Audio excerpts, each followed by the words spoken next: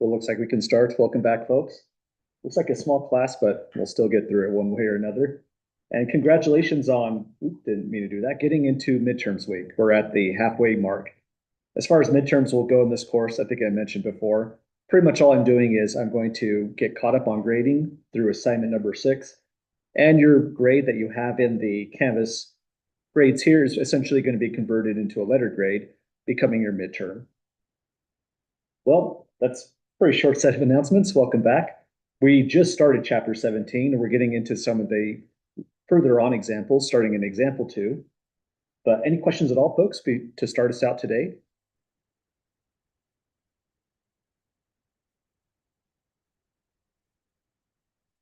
Okay, well, here's where we left off.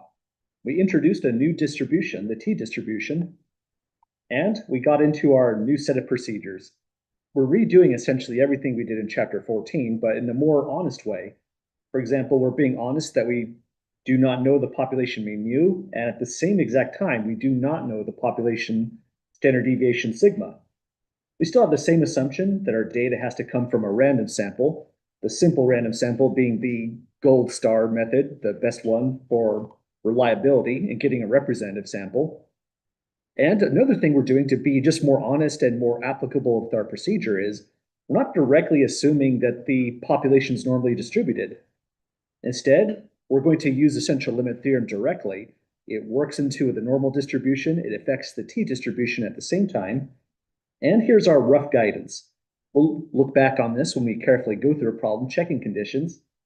If we have a small sample size, less than 15, it says do not use the t-procedures use the t-procedures if the data appear close to normal.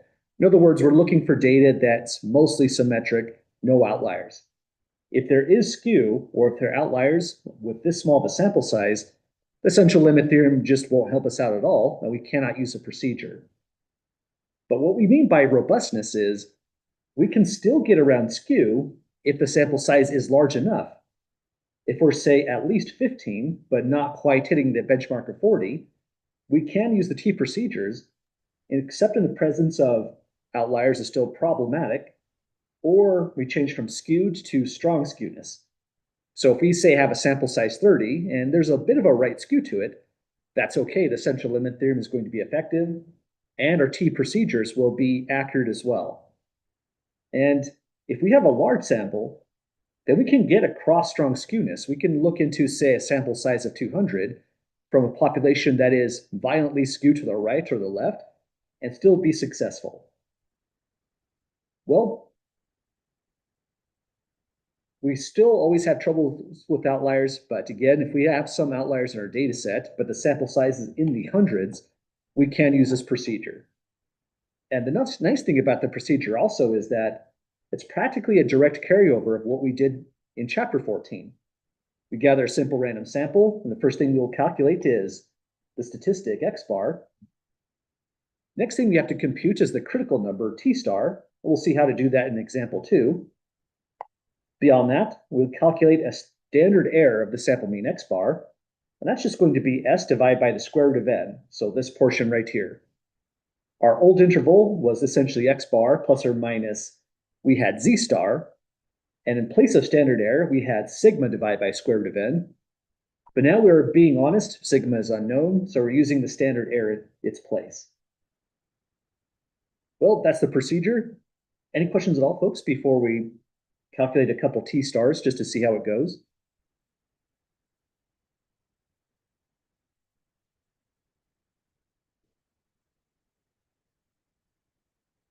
Okay, let's put down a graph for the first one, just for emphasis on how we're going to get this value. We want a 90% confidence interval based on a sample size of n is 10 in this problem. So we go to a curve that looks about like this. This one is not the normal distribution. I'm writing it with kind of heavy tails to emphasize. This is the t-distribution that has df degrees of freedom, written as a subscript. This will be T9 distribution. df is defined to be the sample size n minus 1, and in this problem, sample size was 10. So this curve changes on every sample size. The degrees of freedom will be 1 less, and it's pretty heavily tailed on the 9 degrees of freedom. We're looking for 90% confidence, so we're going to go to about here. This is going to be negative T star, to about here, positive T star. Just like the normal distribution, zero is in the middle. And we're trying to capture central probability, 0.90. So if we have 90% in the middle, just like with the normal distribution, this probably feels like deja vu. It means we have 1 minus 0.90 divided by 2 in the tails. So if we look in, say, the left tail, this is 1 minus 0.90 divided by 2. Similarly, in the right tail, 1 minus 0.90 divided by 2. And this is enough to get us started. Here's what we'll write in for syntax. T star is going to be, we used to write, not quite P, let me try again, Q, because we have a value for a probability we're going to use, the 1 minus 0.90 divided by 2, or just 0.05. So we use Q, and we often used Q norm in the last chapter. But now it's a T distribution, so we just put in T. That's the whole symbol for our new distribution, T. So that's kind of nice in a way. And even though we know that it's going to be 5% of 0.05 in the left tail and the right tail, if we want to make our syntax very adaptable based on confidence, we can just go 1 minus confidence level divided by 2. Next input is going to be the degrees of freedom. And you can either put a negative sign in front to make the syntax short, or use lower dot tail equals false.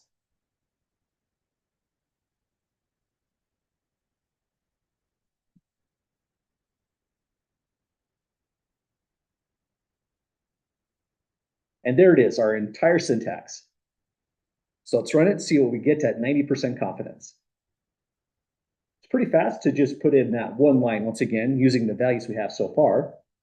But if you want syntax that's ready to go at any confidence level and any sample size, here's about what it would look like. Let's start with, say, sample size 10 for this problem, confidence level 0.90 for part A. And that's pretty much all you would have to import. Then just run this. I'll call this the critical number T star. We go QT, quantile for the T distribution, 1 minus C divided by 2, throw in degrees of freedom, and lower dot tail equals false. So that's our entire syntax, pretty short, compact. And if we run this, here's what we'll get.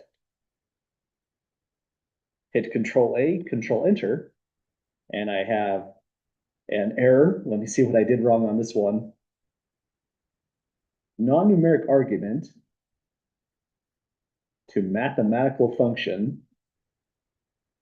Oh, thank you for mentioning that. So df, degrees of freedom, has to be n minus 1. I thought it was short syntax. That's because something was missing. Thanks for spotting that. So degrees of freedom put in, we get our critical number. So if we're doing a 90% confidence interval based on a small sample size 10, this is the number we're going to be multiplying right here in our procedure. So 1.8331.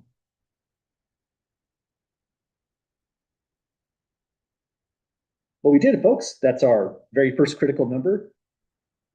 Part B is just a more practice doing the same kind of thing, but any questions at all getting that number out?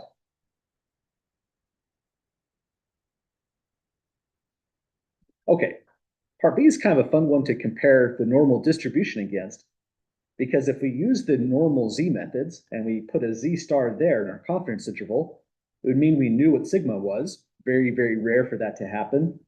But Z star would just be 1.9600. So now we get to see what happens if we use the more robust and widely applicable method and place a Z star, or excuse me, a T star in that place. So let's take the syntax we have, adjust the confidence to 95%. Sample size is large at 120 observations. And here's our critical number. Z star would have been 1.9600 upon rounding to 4 decimal places. And this one's just a little bit more, 1.98. And that might seem small, but that could be really big in the problem because it's a multiplier of what goes here. If the standard error is a large quantity, this is actually very impactful on how much extra it's going to widen the confidence interval. And we should widen it because if we don't know sigma, we're approximating it truly right here with the sample standard deviation S. And this takes into account the margin of error of that approximation. So here, let's just briefly write T star 1.9801. And that's 2 down. That's the only 2, it turns out. Well, we'll save that syntax.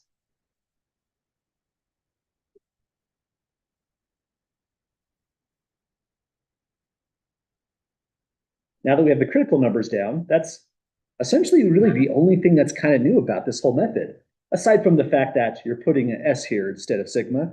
But that'll feel natural because the problem isn't going to tell you what sigma is. You have to use S. So it feels like a great kind of review of what we did in chapter 14 for confidence intervals on the next couple problems we're going to take a look into. Any questions at all, folks, before we try out those new problems?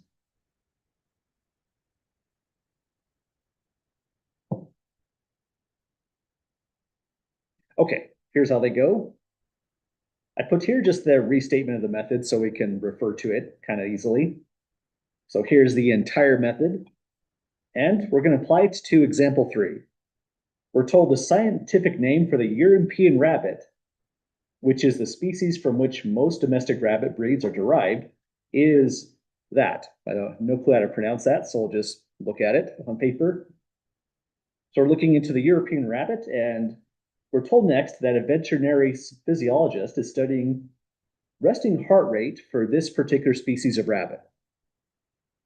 Well, in doing that, they randomly select 18 healthy adult rabbits of this breed, which scientific name is given, and measure their resting heart rates. I'm not sure how they did that, but they might have had a process. This is going to be in beats per minute. And here are their resting heart rates. That's pretty extreme. If this was, say, 18 different humans, this is an extreme amount of cardio they're doing. Some people might be just about to pass out, say the 230 beats per minute. The question now being asked is, do the data provide significant statistical evidence that the mean resting heart rate of this breed of rabbit is below 220 beats per minute? Well, it looks like all the values, except for a couple, there's a 230 there, there's a 222 here. Most of the values are below 220 beats per minute. So it feels like this should be a yes, but looking at the values is not a good way to go to answer that. We should look at the average. And the average isn't the whole story either. The variability approximated here by the standard error, this is approximation of the population standard deviation, is part of the story. So we have to put that into the problem, run through the whole method, and this one will be a complete analysis through a confidence interval, going for 99% confidence. So that's the setup of the problem so far. Data here contained in the file on Canvas for example 3, chapter 17. Before we get started, any questions about the context?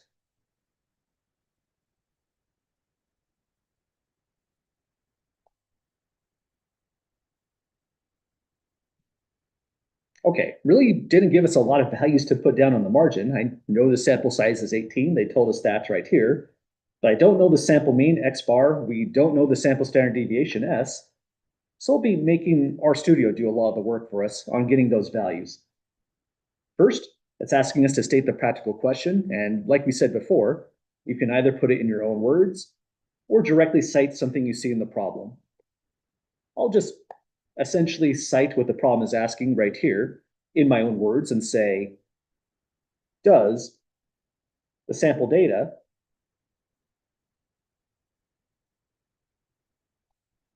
give evidence that the average, or you could say mean if you prefer, average resting heart rate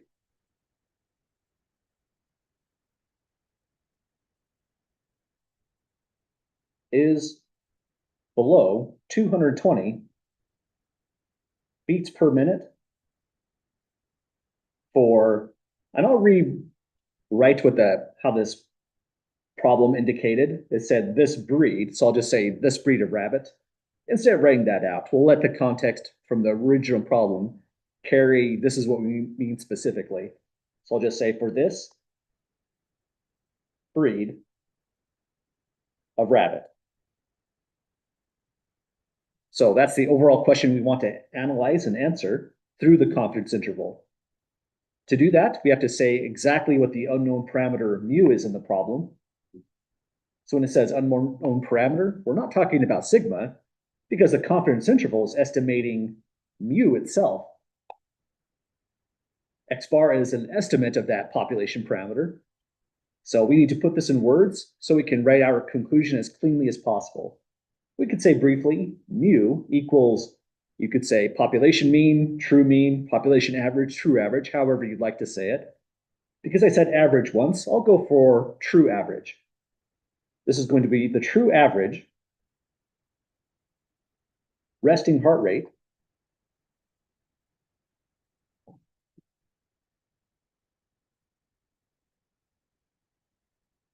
for all rabbits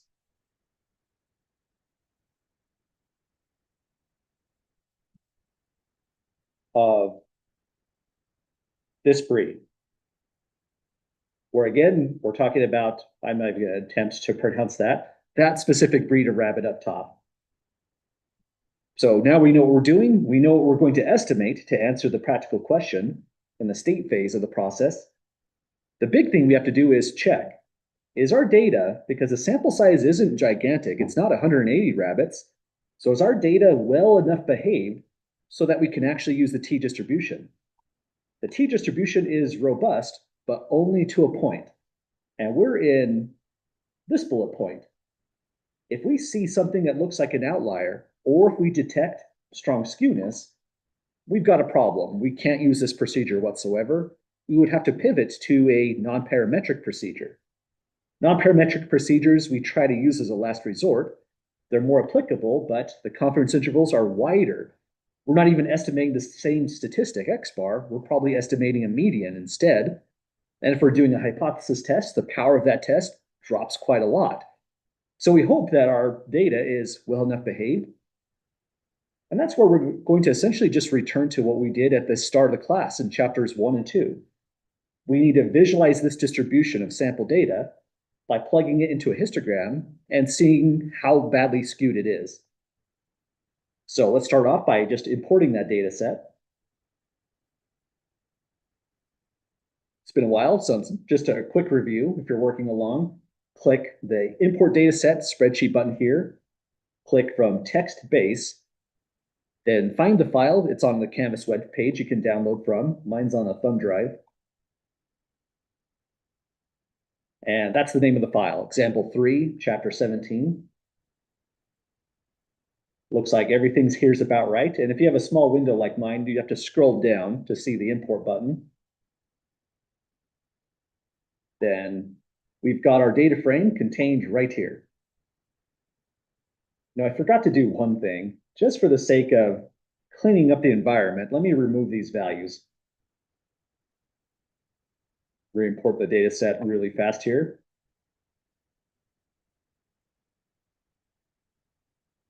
Okay, that looks a little bit better organized. Sometimes you never know when other stuff could cause a conflict with what you're about to use or about to store or define. So this data frame has just the one variable, beats per minute. I think that's a fine name, so I'm just going to go BPM gets, type slowly, example 3, until it highlights, then type the $sign to access the variable, and now we've got it. You can hit Control-A, Control-Enter as you go to make sure everything is working. We didn't have any syntax error at any step. So if you have the values here, all we're doing now to check the conditions is looking into a histogram. So type hist, BPM. We need to make this histogram look good enough for anyone that's reading it to know exactly what they're looking into. So one thing we might want to do is give it a nice main title. I've been going the route of just deleting it, so I'm going to leave that up to you as a judgment call. The vertical axis is always going to be well defined. It's going to say frequency, number of observations that fall in a particular range. But for the X label, written as X lab, I want to be more specific than just BPM.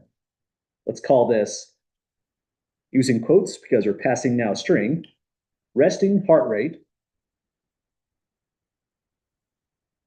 in beats per minute.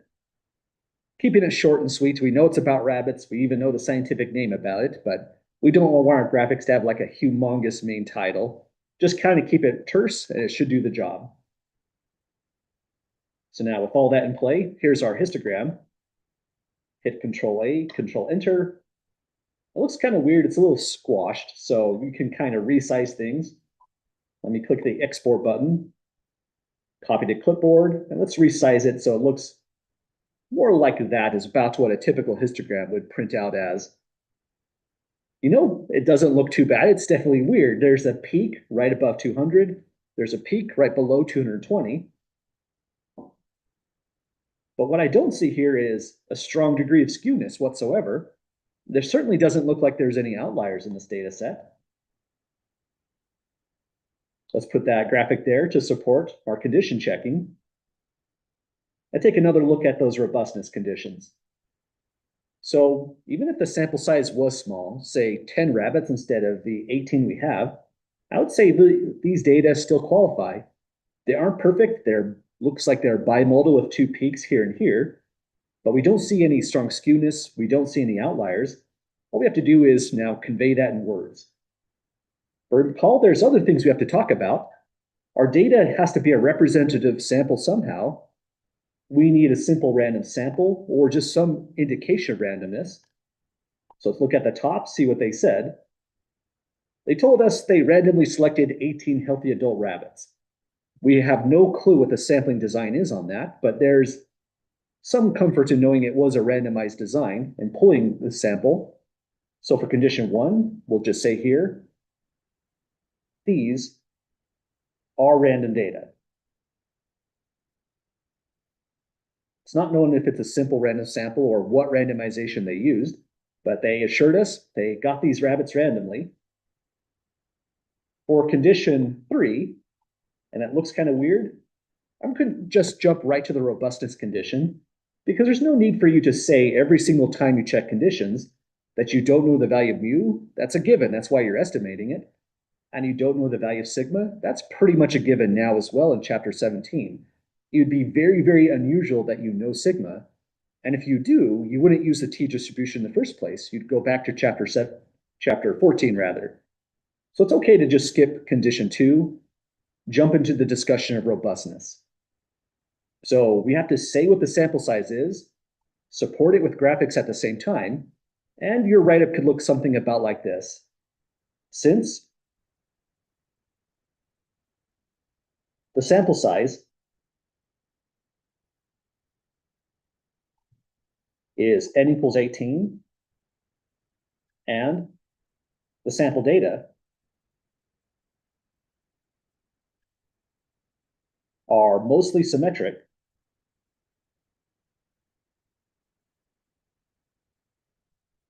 with no outliers,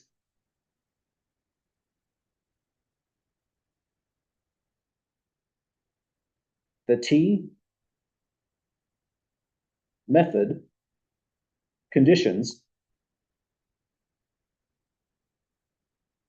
are met. It's really about how bad is our data. And again, if it gets worse and worse than this, you have to compare it against the sample size as well.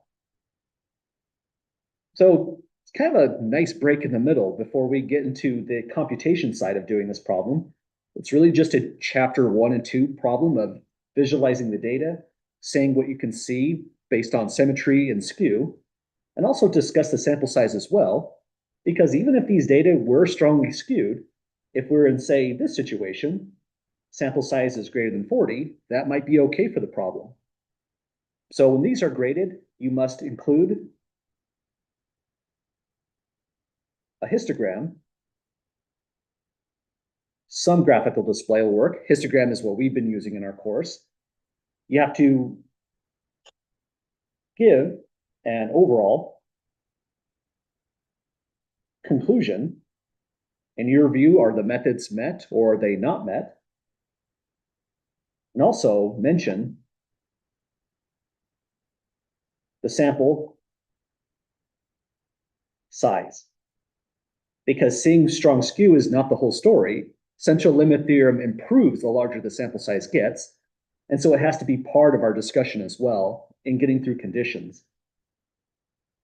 Really, this is just our first honest look at condition checking. We did a little bit of this in chapter 14, just as kind of a preview of what we're doing later on. But this is now a more legitimate procedure, the T methods. We're using the confidence interval method. And this is what condition checking would look like.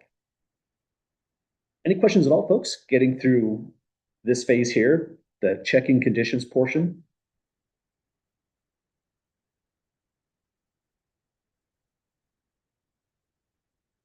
Okay, beyond that, we're just going to run through the method now. I think you'll like how this goes. It's really not too bad to get through the T procedure.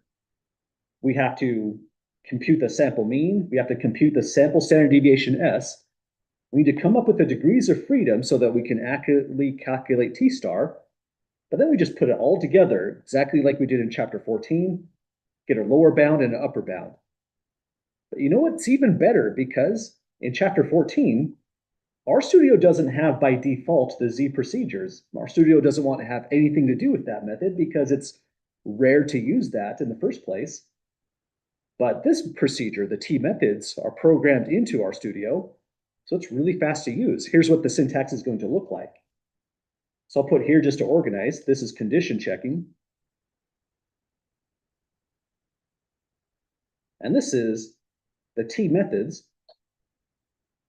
down below. We call a new function, t.test. This function has lots of routines inside of it. It's going to give both a hypothesis test and a confidence interval at the same time. So we have to know what method we're running. We're doing a confidence interval, and we have to know what confidence level we're using. It's at 99% when we call this function here. So we go t.test.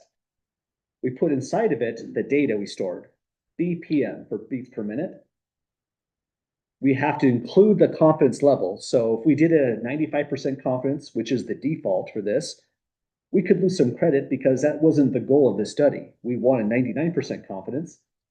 So for changing the confidence level, type this out slowly. Go CONF. Before I even got to an F, RStudio kind of knows what we want to do. That's the right subfunction. Hit that and pass to it 0.99. And that's it. That's the entire procedure. If you hit enter on this, well, control A and then control enter rather. Here's the one sample t-test for our data. It gives us a lot of output. All we're interpreting is this part right here, the actual confidence interval. So if you give a screenshot of everything here, I'd say that's okay, but the conclusion you're giving is not for a hypothesis test. The conclusion is for that specifically right there. So I'll screenshot it like this. Here's our entire output that we got. I'm going to ignore the sample mean estimate so we can just focus on the two elements. Let's see if this makes sense. We had a sample size of 18, so degrees of freedom should be one less. It's 17. Notice there's also a p-value here. Hypothesis testing and confidence intervals don't exist in isolation. So when RStudio does this, it by default gives both a hypothesis test and a confidence interval. The null hypothesis is true mean is not equal to 0. That's not exactly what we were testing at all. So the hypothesis test is completely irrelevant. Let's mention that here so we don't get thrown off if you did this kind of copy. This is not relevant to our problem. You can change the value in the alternative hypothesis, but we were just focusing purely on the confidence interval. So that's the whole thing we're going to interpret.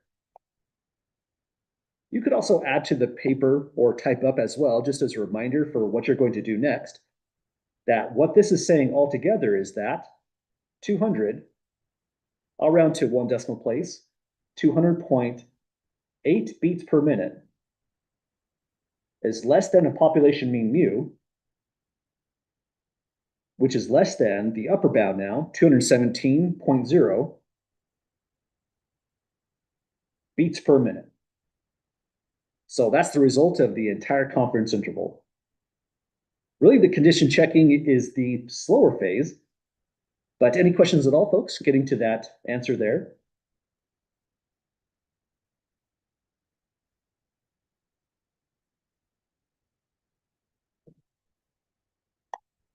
Okay, I just want to put a little circle here to really specify the entire hypothesis test here. Oh, I don't want to circle too much. From here to here, all of that, excluding the degrees of freedom, that part's right. Everything else here, completely irrelevant to what we were doing, what the practical question even was in the first place. That would go to write our conclusion, exactly like we did in, say, chapter 14. We go back to our statement of the practical question in this problem, the required statistical inference. We take another look at what the parameter is, because what we just did was estimate mu by placing it inside this interval somewhere at 99% confidence. So let's start by reading out the confidence level so we don't forget it. It's very, very important. We have 99% confidence that we can't say probability, we can't say percent chance. We have to say very specifically confidence. And the confidence that we have is that mu, for practical interpretation using the context, we need to write this out a second time. 99% confidence that the true average resting heart rate for all rabbits of this breed. Then we come back here and just give the estimate is between 200.8 beats per minute and 217.0 beats per minute. So we have to provide the direct conclusion for what this is estimating, an interpretation of the interval itself. But then we also, if there was a larger question in the problem, we need to address it as well. And there was a direct question they were asking us. Does the sample data give evidence that the average resting heart rate is below 220 beats per minute for this breed of rabbit? Well, looking at our confidence interval, which is at a high level of confidence, if mu is in fact in this interval, at most it's 217 beats per minute. That sits below 220. So we would say yes to that question. If for some reason this went off to, say, 230 beats per minute, 220 would be within that interval, going from 200 to 230, and we would have said, no, it's plausible that mu takes on the value of 220 if it's inside our interval. But in this situation, the maximum value at 217, 220, and not even in the interval whatsoever, we can now address that question by saying we have significant statistical evidence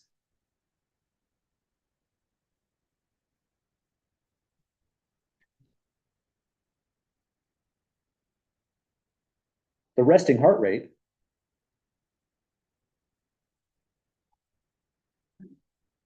is below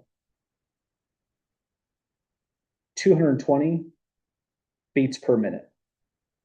So finally, we directly answered the research question from the very beginning by providing that confidence interval and just following up after interpreting it with this additional statement.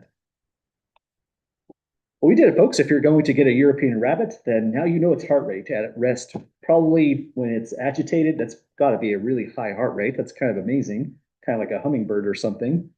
But any questions at all, folks, getting through this one?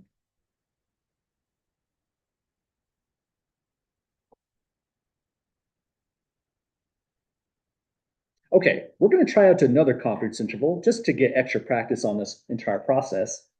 But one thing I want to mention, just for the sake of the notes, to help out with the homework, is that this part must be here. In other words, we must directly interpret all intervals and all hypothesis tests. So it's not enough to say we have significant statistical evidence the resting heart rate is below 220 beats per minute. We have to directly interpret the answer that we, or excuse me, the interval that we provided, or if we did a hypothesis test, that as well. I also noticed that I missed something on this last statement right here. I wouldn't be hyper picky if this was your last statement as, say, a homework problem or exam problem, but it's good to be really specific when you say the resting heart rate is below 220 beats per minute. We mean on average. We're talking about the mean or the average. We're not talking about any one particular rabbit. We really need to emphasize that in our conclusion, because what we're estimating is an average right here, a mean mu. So when we go to write out to this stage, here we do have to be picky. Our conclusion on the confidence interval has to mention either mean or average. Pick your favorite word to convey it. You have to say mean or average of what? It was the resting heart rate for all rabbits. So we can't just say with 99% confidence, the true average is between 200 beats per minute and 217 beats per minute. You have to be specifically, we're talking about the heart rate for the rabbits in this problem. But don't forget the word average here. I think that's more critical. Not a good idea to drop it here either. It's good to be specific on what we have evidence for. Okay, I think we kind of hammered in that conclusion. Any last questions or final thoughts before we try a new problem?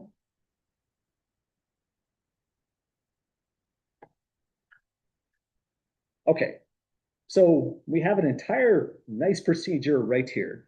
And this problem probably feels a little bit weird to you because we never actually worked it out, right? We never computed X bar. Our studio did. We never computed the sample standard deviation S. Our studio did that too.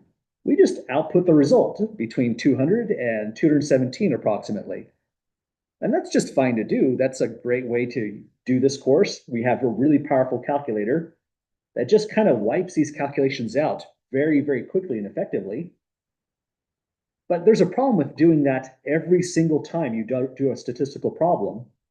The issue is sometimes you do not have access to the raw data in a problem that you're interested in. Maybe it's, say, a trade secret what those values were for the rabbits, or something else is going on. Maybe you're reading a company's research or research from the federal government, and they just never shared the raw data. If that ever happens, you still want to verify if the results are accurate and true. So sometimes it's a good idea to see how exactly does this go if we're doing it by hand from scratch, not telling our studio to run the method. If you see a problem like this one where it says you have a sample of 25 pickpocket offenses, but no data is being shared, this is the indication we're doing this problem now from scratch by hand. It's an equally important skill in my opinion. So that's what example 4 is all about, pickpocket offenses. We're told the Federal Bureau of Investigation compiles data on robbery and property crimes, publishes the information in this place on maybe a website, population at risk rates, and selected crime indicators. They tell us next to get to the problem. We have a simple random sample of 25 pickpocket offenses in a particular area. Area is not shared, so that's to make it no one feel called out for wherever this area was. Let's imagine it's, say, the Idaho Falls Airport or something like that. We have 25 pickpocket offenses for the sample size, and there's a sample mean loss of $513.32. So X bar equals 513, 32. There's a sample standard deviation of the loss, which is quite high, $262.23. 262 and 23 cents. So those are the statistics that the problem provided for us. Again, they leaves a lot to be desired of where was this, when did this happen, and so on. The average loss for pickpocketing is really high, so it sounds like things like iPads, cell phones are things that are being pickpocketed, laptops and such. Standard deviation is also really, really high as well on this. Here we're going to really address just going through the methods of the confidence interval by hand. Any questions at all, folks, before we start off this one?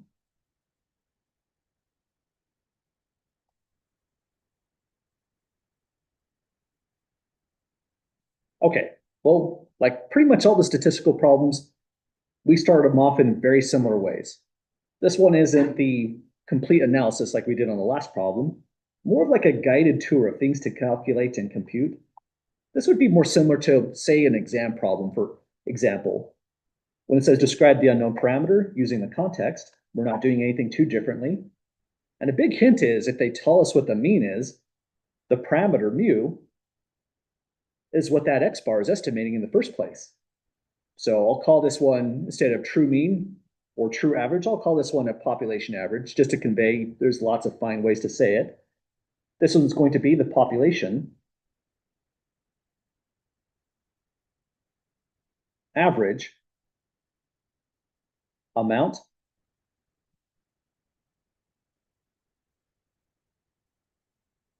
pickpocketed. It says in a particular area, so I'll just copy that language in a particular area. So that's our parameter mu. Leaves a lot to be desired, but we're just going by the context provided, and that's the best way we can define this particular mu. Once we have that down, we're just moving through the next steps of how would you do this entire interval here. Next thing that you might want to calculate is the standard error, and so that's what it's asking us to do in part B. Calculate the value of the standard error, round it to 4 decimal places. If you saw this, say, as a question on exam 2, all we're really doing is saying SC for standard error will be standard error of the sample mean will be equal to S divided by square root of the sample size n. So that's our formula to use. Now we just are going to throw in values. We have 262.23, square root of 25, or just 5 if you prefer.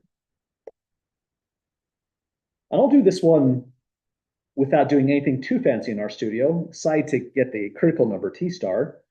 So this is a good indication of how it would look as a real exam problem. Say on exam 2, go 262.23, divide by the square root, 25, and we have a standard error of 52.446.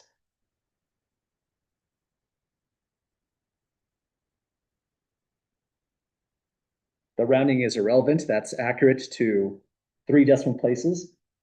We have to resist the urge to round to the nearest cent. Even though it's money, we're going to only do some rounding once we get to the final computation.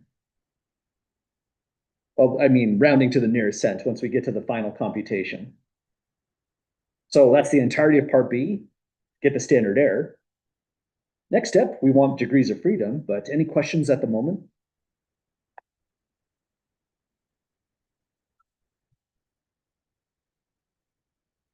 Okay, this one we have to be a little bit careful of because just like standard error, it's a quantity that's going to change from chapter 17. It's different in chapter 18, different in chapter 19, and so on. Degrees of freedom is also a quantity that changes. In chapter 17, chapter 18, the formulas are massively different. It's kind of crazy how weird it gets in chapter 18.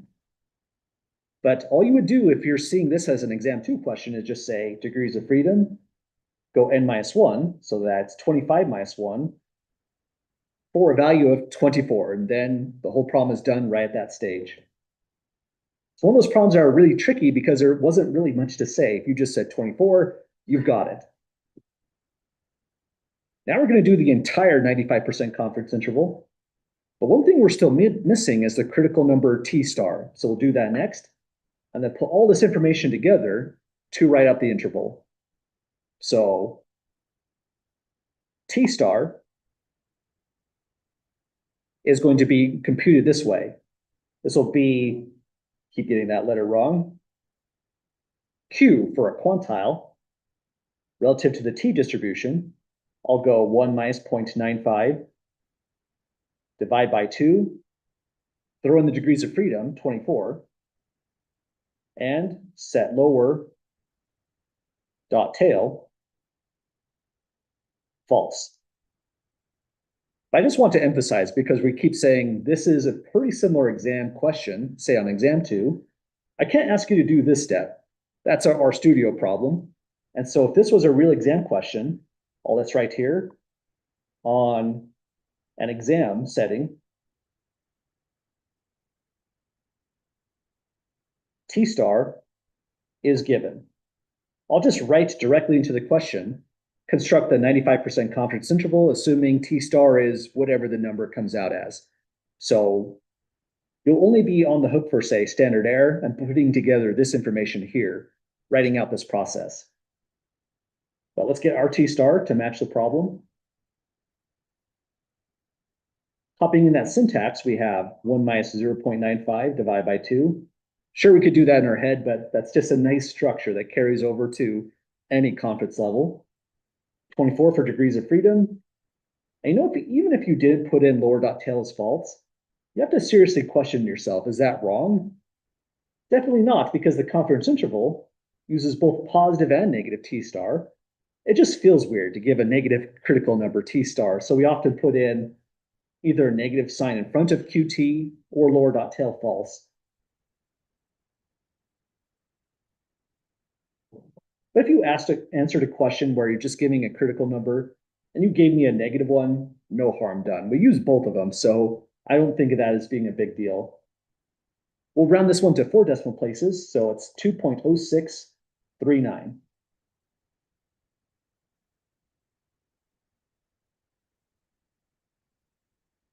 And let me double check my values once more. 2.0639. Looks like we've got it to 4 decimal places. With all this on paper so far, we're ready to write out the entire confidence interval. It'll go sample mean x bar, add and subtract critical number t star, multiply that by the standard error of x bar. And one piece of advice, even though the exam is a bit away, when you do this as an exam problem, it's a good idea to put this down on paper. It's worth partial credit on its own, and I would heavily encourage you to write this down on paper. 513.32, add or subtract critical number 2.0639 multiplied by standard error 52.446. So I highly encourage you to put this down on paper on an exam, because let's imagine this is a 5-point problem on the real exam 2. If I make any mistakes on my calculator, and it's easy for me to do, and I can't see how you got your numbers, you could lose all basis for partial credit unless this is on paper. So even if I totally mess up the calculator, I'd probably give either 4 or even 4.5 points out of 5 in partial credit if you tell me this right here. So that's the insurance against a small calculator mistake. Now finally, to finish it off, let's go 513.32. I'll go with the lower bound, so minus 2.0639 times 52.446. Here, this step is appropriate to round to the nearest cent. It's our last computation. $405.78 upon rounding is less than the population mean mu, which is less than And in any good calculator, you can use like an up arrow or last entry to call the last computation. Then just flip that to positive. That didn't work. Let me try again. Put a positive sign in the middle, and that's your next value, $621.56.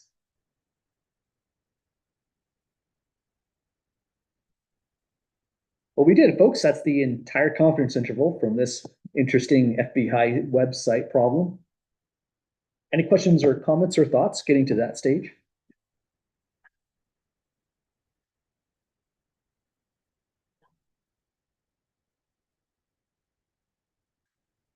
Okay, this problem didn't have any larger question, like the last problem was asking if we have evidence that the average heart rate of those rabbits is below 220.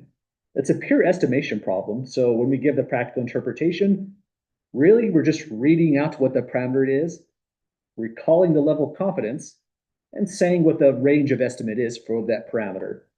So it becomes pretty formulaic in a certain sense after we've done a lot of these. I'll start by mentioning the level here with 95% confidence.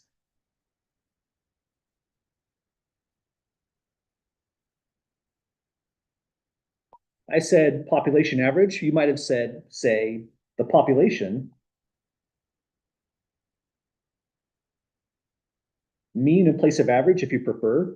I like to actually use average here because it just feels like something more people are going to understand versus if you said mean. They may not know what you mean exactly if you use that word. We would in a statistics class, so no harm done if you kept it that way. The population mean, amount pickpocketed,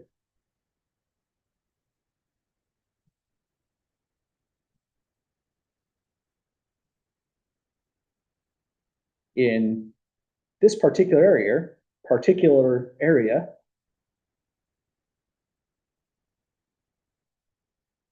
is between, and then just state to the value. Sorry, talking's getting hard. Is between $405.08 and $621.56. Forgot the unit there. Let me place it in, although not a big deal if you dropped units entirely here. We just mentioned them in the practical interpretation. Well, that's kind of a fun problem in the sense that the context was extremely brief. We just really were focusing on the actual procedure, the nuts and bolts, how to put together algebraically, making the right substitutions. Any questions at all, folks, on getting through that confidence interval problem here?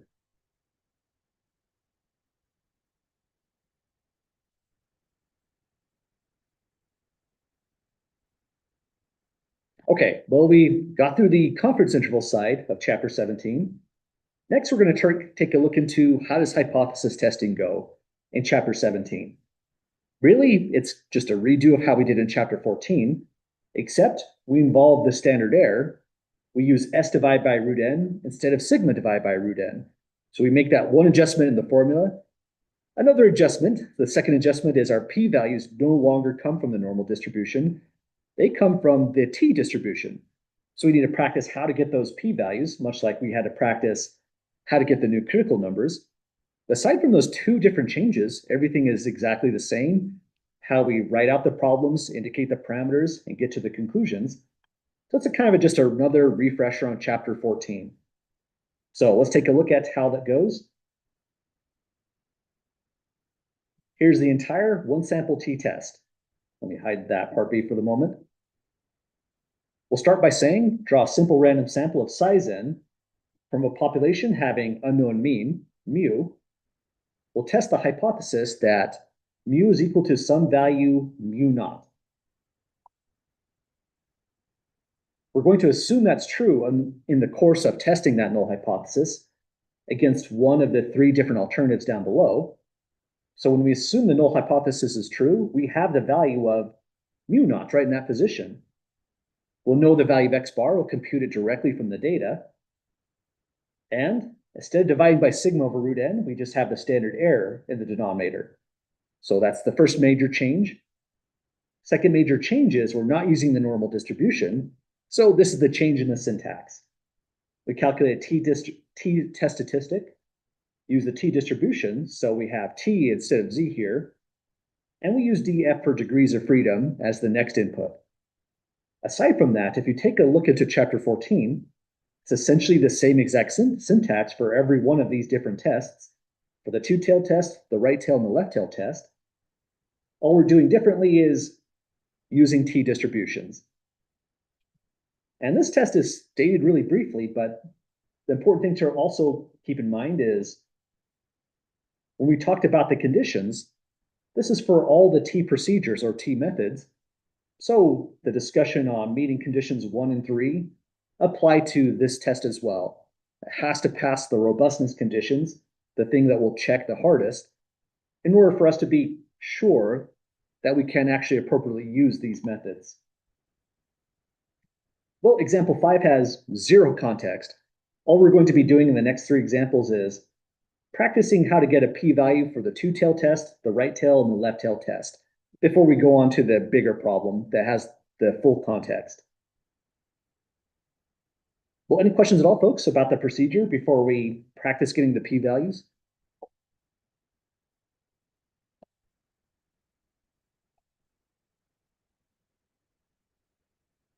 Okay, well, here's how this goes. Notice the test statistic t goes in 3 different places down below according to which type of test you're running.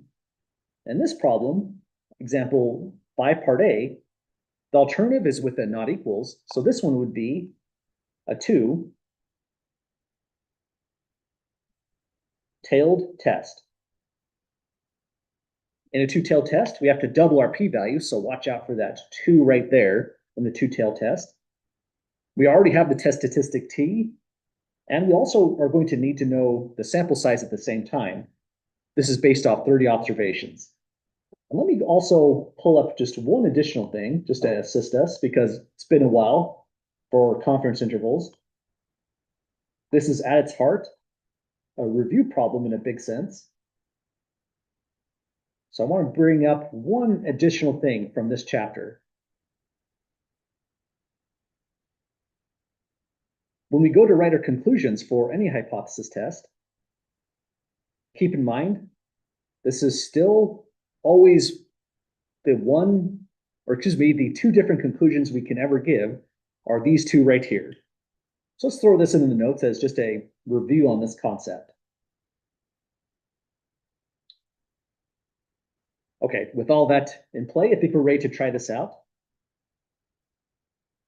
We're going to need RStudio for this. So first thing we want to store in is, let's look into the sample size. It's stated to be a 30. Next thing we need is the test statistic. So that's this t value here. T is negative 2.08. Let's just put here for extra reminder, this is the test statistic. Then with those 2, because it's a 2-tailed test, we can jump right into the p-value. So this will be p-value for a 2-tailed test. We write 2 times probability, not Q this time. That was if we were getting a critical number. So think P for probability or P for p-value. It's T next because that's the whole name of the distribution, just T. Throw inside the test statistic, T that we defined. And I'm forgetting one additional thing. Once we have our sample size, we should also compute the degrees of freedom. df should be n minus 1 degrees of freedom. So put df here. And the syntax probably won't run the way I'm expecting. Let's not forget ABS for absolute value of t. There, that should do the job for us. Then lower dot tail equals false. So that's our entire syntax in the 2-tailed test situation. If we run that, the p-value comes out quite small. It's at a 0.0465.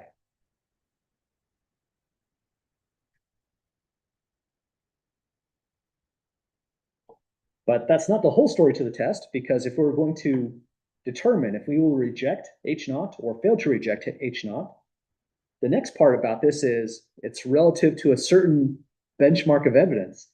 That's the significance level alpha set to 5%. Let's use the same highlighting just to connect the dots from that screenshot below. Significance level alpha is at 0.05, and this is, in fact, less than 0.05 for our p-value. That means we're in this outcome where the red dot is, the green row. We can say reject H naught.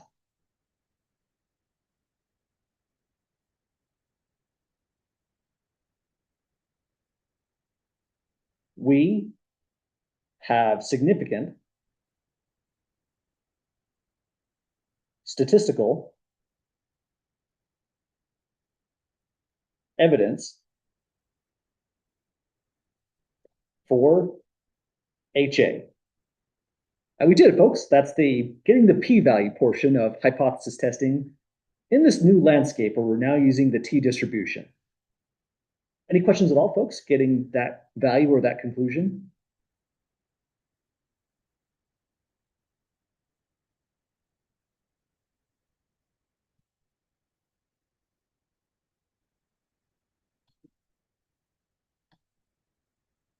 Okay, well, let's try it out all over again. Part B is a new scenario. This time we're looking into a right-tailed test because we have our greater than here. In a right-tailed test, we take off the absolute value. That can mess it up, but the rest of the syntax is essentially the same. Also, let me double check one thing here. Okay, also just double checking, I didn't forget. Don't forget in the two-tailed test, you have to put a ×2 factor, and in the right-tailed test, you take it off. So let's run this again as a right-tailed test. The test statistic is almost exactly the same. It's a 2.04, positive rather than negative, but in magnitude, it's very close to the same value. Same exact sample size, so all we're really changing is now it's a right-tailed test from this part right here. Let's indicate that just for the sake of the notes. Now a right-tailed test. Only specifically because of the alternative hypothesis direction there. So let's go back here. We're doing, let's maybe keep all the syntax. I'm just going to put another comment down below and say this is a p-value for a right-tailed test next on this one. We do probability, t-distribution, no absolute value of t, just t itself, throw in degrees of freedom, and copying this process, just put in lower.tail equals false. Or you could just do 1 minus this without the lower.tails false, but that's how we've been essentially doing all of our probability functions since chapter 11. Run this once again, and hang on, made one mistake. I do have the right sample size, but don't forget to update the values on the very top. Now that might be just a good reminder for me as well. Let me put an extra comment. Do not forget to update these values. Okay, that'll be kind of helpful, I think, once we share the syntax as well with the rest of the class. Every new p-value is essentially a new setting for these values. I was lucky the sample size was the same, but I forgot to change the test statistic. That's now positive 2.04. That p-value really looks suspicious, so let's run it again and see how it comes out as. With the right p-value in, that's about what I was expecting. Notice it's about half of the older p-value, and that's typical. If the magnitude of the test statistic is about the same, and we're now doing a right-tailed test in this situation, then we get about half the p-value we had from before. So we'll say here, let's say 0.0253.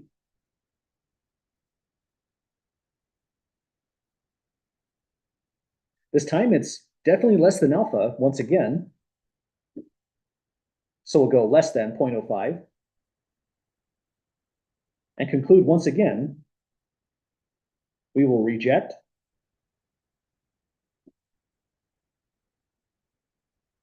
H naught When we go to write our practical conclusion, we'll say we have significant evidence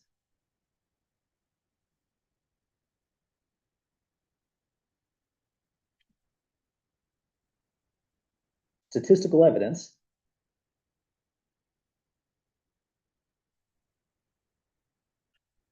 that this alternative hypothesis, HA, mu is greater than 5, is true. And let me fill in this as well. That's starting to look kind of weird. We have evidence in part A that mu not equal to 5 is true. Well, any questions so far, folks, on getting these p-values?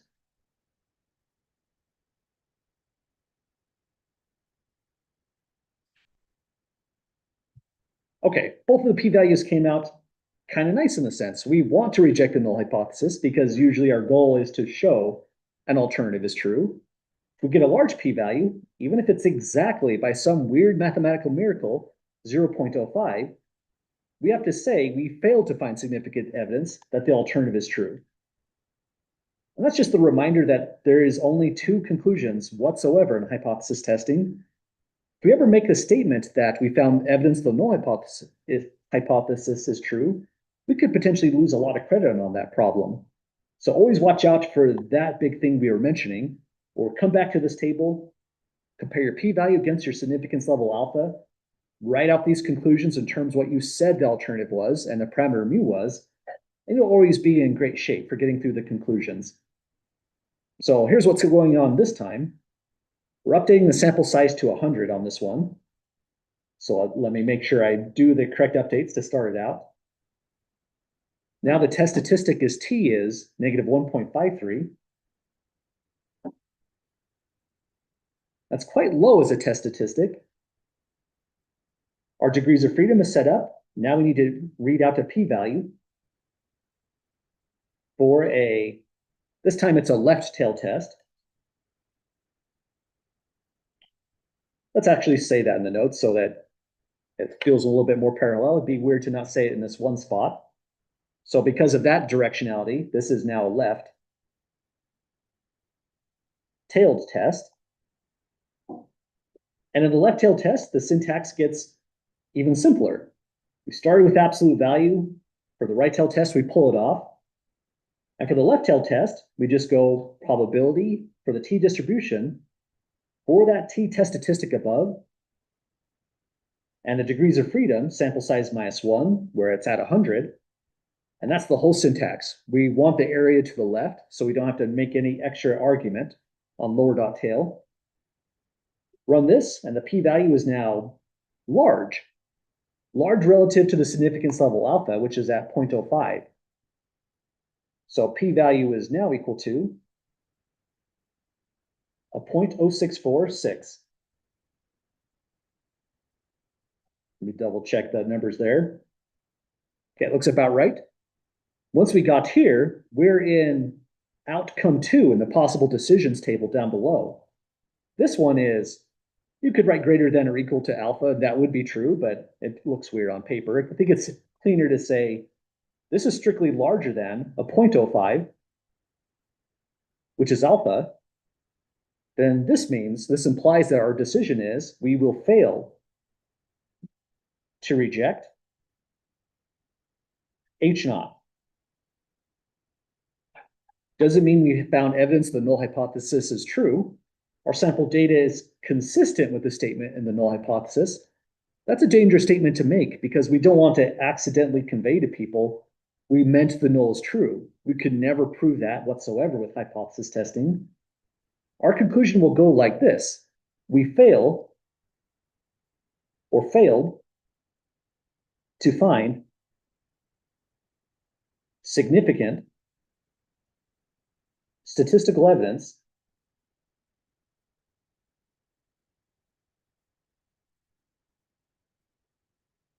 that HA mu less than 5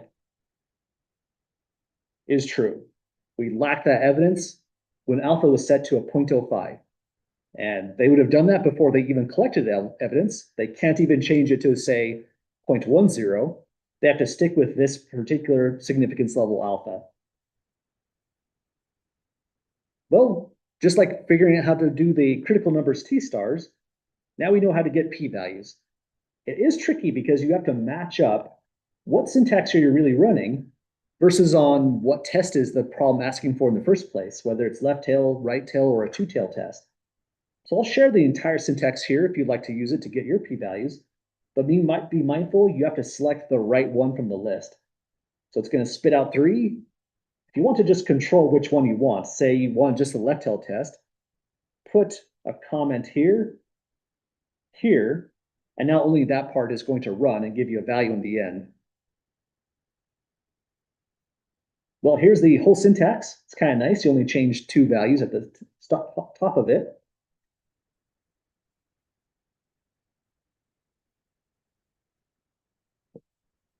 And what we're going to come up to next is return back to this question. This was a problem that we were studying from the very first day of class, where we had to determine what was the population, what was the sample, just getting used to those statistical terms and jargon. Now we're going to run through it again, but this time we can do the entire thing. And the procedure we're going to give is an honest one. We don't have to worry about making weird assumptions like what the population standard deviation sigma is. We're going to run this through with a hypothesis test, and I'll show exactly how this goes by hand. Well, any last questions or comments at all, folks, before we call it a day here? This one's going to be kind of a long one to get through.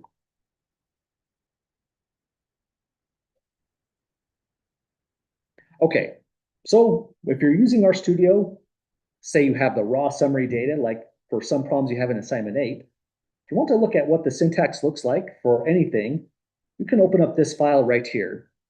This is the entirety of all the 2 sample t procedures, and it will tell you directly what syntax do you have to use if, for example, you're doing, say, a confidence interval. That's chapter 18. Hang on, let me go to this one, chapter 17.